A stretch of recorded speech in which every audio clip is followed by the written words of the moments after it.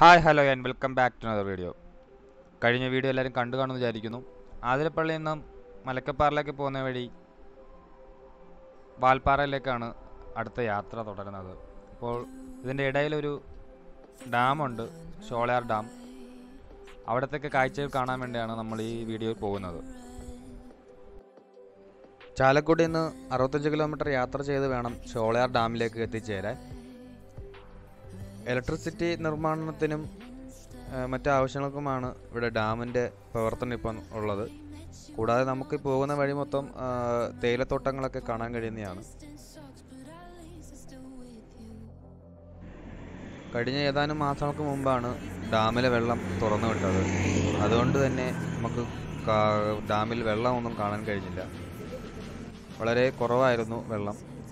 അതുമാത്രമല്ല, ഡാമിൻ്റെ ഗേറ്റും ക്ലോസ്ഡ് ആയിരുന്നു. അതുകൊണ്ട് നമുക്ക് അകത്തോട്ട് പോകാനൊന്നും കഴിഞ്ഞില്ല. ഗേറ്റിനടുത്ത് വരെയുള്ള കാഴ്ചകൾ കണ്ടു മടങ്ങേണ്ടി വന്നു.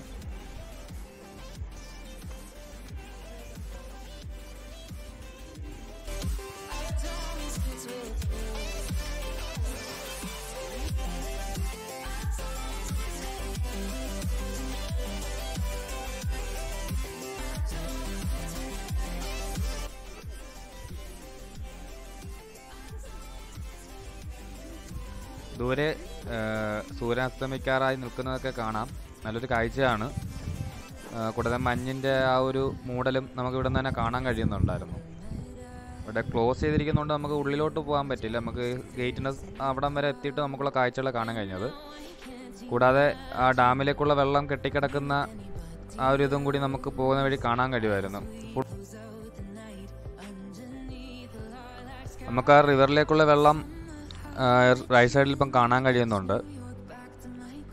നല്ല വലിയൊരു റിവർ തന്നെയാണ്.